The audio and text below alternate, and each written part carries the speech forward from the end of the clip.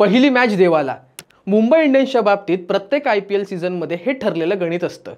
2008 नंतर 15 IPL सीझनमध्ये मुंबईने पहिल्या मॅचमध्ये मात खाल्ली. आतापर्यंत मुंबईच्या 3 मॅच झाल्या, 2 हरल्या, तर कोलकाता विरुद्ध आपल्या होम ग्राउंडमध्ये वानखेडेमध्ये मुंबईने विजयाचा श्री गणेशा केला. पण गेल्या 3 मॅचमध्ये मुंबईला 2 हिरे मिळाले, ते म्हणजे विघ्नेश पुथूर आणि अश्वनी कुमार. विघ्नेशने डेब्यूमध्ये 3 विकेट्स घेतल्या, तर अश्वनीने 4 विकेट्स घेतल्या. त्यामुळे डेब्यूमध्येच दोघांनी आपला रॉकिंग रोल निभावला आणि मुंबईचा आणि मुंबईच्या फॅन्सचा आत्मविश्वास जागा केला. पण मुंबईने घडवलेले हे 2च प्लेयर्स नाहीयेत, तर यांच्याही आधी मुंबईने बरेच क्रिकेटर्स घडवले जे इंटरनॅशनल क्रिकेट गाजवत आहेत. कोण आहेत ते क्रिकेटर्स जाणून घेऊया या व्हिडिओच्या माध्यमातून. नमस्कार, तुम्ही पाहताय गाजावाजा. IPLच्या आधी रणजी क्रिकेटमध्ये जो जबरदस्त परफॉर्मन्स करेल तो इंडियन टीममध्ये सेट होऊन जायचा. नंतर IPL आलं आणि सिलेक्शनच्या बाबतीत रणजीचं महत्त्व कमी होऊ लागलं. जो IPLमध्ये गाजला तो इंडिया टीममध्ये फिक्स. आत्ताच्या सीझनमध्ये 2 नौख्यांनी मैदान गाजवलं, ते म्हणजे विघ्नेश पुथूर आणि अश्वनी कुमार. महत्त्वाचं म्हणजे विघ्नेशचा डोमेस्टिक क्रिकेटचा कसलाही अनुभव नाहीये.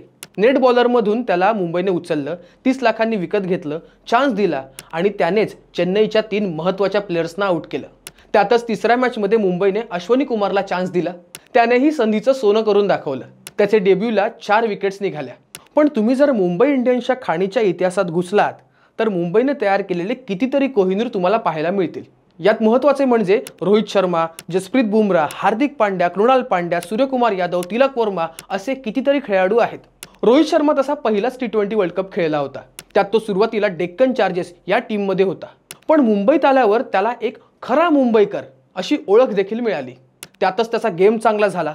2013 साली त्याच्याकडे कॅप्टन्सी आली, त्यात त्याने कमाल करून दाखवली.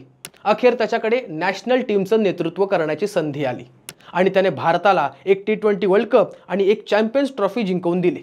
वन डे वर्ल्ड कपची फायनल हुकली, ते दुःख आजही भरून निघणार नाही. यानंतर टॅलेंट स्काउटने उचललेला आणखी एक पठ्ठ्या म्हणजे जसप्रीत बुमराह. 2013ला तो मुंबईमध्ये आला, तेव्हापासून तो मुंबईमध्येच खेळतोय आणि आज त्याने आपली ओळख वर्ल्ड ग्रेटेस्ट फास्ट बॉलर अशी बनवली आहे. त्यानंतर पांड्या ब्रदर्स म्हणजे हार्दिक पांड्या आणि कृणाल पांड्या एकेकाळी मॅगी खाऊन नेटला जाऊन प्रॅक्टिस करायचे. यानंतर मुंबईने IPLमध्ये दोघांना उचललं, दोघांनी आपली चुणूक दाखवली. नंतर दोघेही इंटरनॅशनल पर्यंत पोहोचले. हार्दिक पांड्याने मात्र भारतात आपली परफेक्ट जागा बनवली. आज तो भारतीय टीमचा महत्त्वाचा ऑलराऊंडर आहे. यासोबतच त्याचं नेटवर्थ 100 कोटींच्या आसपास आहे. यानंतर आपला सूर्यदादा तर बराच गाजला. महत्त्वाचं म्हणजे सूर्यकुमार यादव 2012-13च्या सीझनमध्ये मुंबई इंडियन्समध्ये होता. त्यानंतर 3 वर्ष KKRमध्ये, नंतर पुन्हा 2018मध्ये मुंबईने त्याला उचललं. तेव्हापासून तो मुंबई इंडियन्समध्ये खेळतोय. त्यासोबतच त्याला इंडियन टीमचं तिकीट मिळालं. त्याने T20मध्ये आपली चुणूक दाखवली. ICC T20 रँकिंगमध्ये तो टॉपपर्यंत पोहोचला. त्याने T20मध्ये 4 सेंचुरी ठोकल्या आणि ABD नंतर त्याला मिस्टर 360चा बहुमान मिळाला. सध्या तो 5व्या रँकला आहे. पण T20मध्ये त्याचं स्थान पक्क असतं. ते सोडा, 2024 T20 वर्ल्ड कपच्या फायनलमध्ये सूर्यकुमारने पकडलेला तो आयकॉनिक कॅच, त्या एका कॅचमुळे इंडिया दुसऱ्यांदा या वर्ल्ड कपवर आपलं नाव करू शकला. मुंबईने घडवलेल्या खेळाडूंमध्ये आणखी एक नाव म्हणजे तिलक वर्मा. 2022ला तो मुंबईच्या स्क्वॉडमध्ये आला. त्याचा पहिला सीझन काही खास राहिला नाही, पण 2023 पासून त्याने जो धमाका दाखवायला सुरुवात केला तो इंडियन टीममध्ये येऊनही थांबला नाही.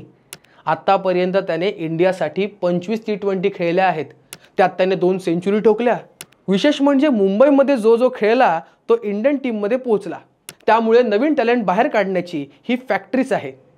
भारतात टॅलेंट स्काउट वेगवेगळ्या क्रिकेट स्पर्धांना उपस्थित राहतात. त्यानंतर त्यांची निवड IPL ऑप्शनसाठी केली जाते. इथे एखाद्या टीमने त्यांना घेतलं आणि त्यांनी चांगला परफॉर्मन्स दिला तर त्यांची इंडियन टीममध्ये एंट्री फिक्स. मुंबई इंडियन्सचे टॅलेंट स्काउट म्हणून किरण मोरे, जॉन राईट, विनय कुमार आणि पार्थिव पटेल हे काम पाहतात. यांनीच विघ्नेश पुथूर आणि अश्वनी कुमार यांना उचलला आणि आज ते मैदान गाजवत आहेत. मुंबईने शेवटचा कप 2020 साली जिंकला होता. यानंतर मुंबईचा प्रवास काही चांगला राहिला नाही, पण त्यांच्या फॅक्टरीमधून निघालेले खेळाडू आज मात्र जग गाजवतायत हे नक्की. क्रीडा विश्वातील अशीच नवनवीन माहिती जाणून घेण्यासाठी गाजावाजाला लाईक, शेअर, फॉलो आणि सबस्क्राईब करायला विसरू नका.